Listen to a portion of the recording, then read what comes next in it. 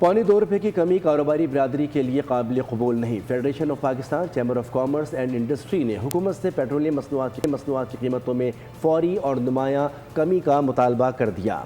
सदर आतिफ इकराम ने कहा कि हुकूमत ने जिस तेज़ी के साथ पेट्रोल की कीमतों में इजाफा किया था उस ही रफ्तार से कमी करे।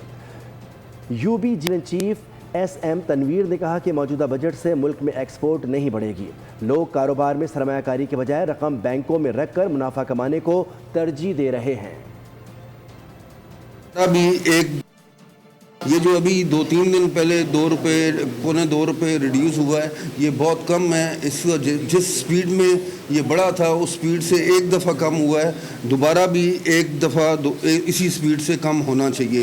ये फेडरेशन की डिमांड है। अगर आप एक्सपोर्ट की बात करें तो एक्सपोर्ट हमारे मुल्क से बिल्कुल नहीं बढ़ेगी। 2022 से लेकर 2026 तक इंटरेस्ट रेट कम हो गया, 37.5 ट्रिलियन रुपए का डिपॉजिट हो गया।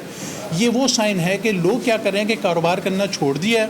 बैंक में उनको 6, 7, 8% जो इंटरेस्ट मिलता है, ये बैंक ने पैसा बैंक में रखकर कौम सूद खाना शुरू हो गई है क्योंकि कमाई नहीं है। सब्सक्राइब करें और बेल दबाएं ताकि कोई खबर रह न जाए।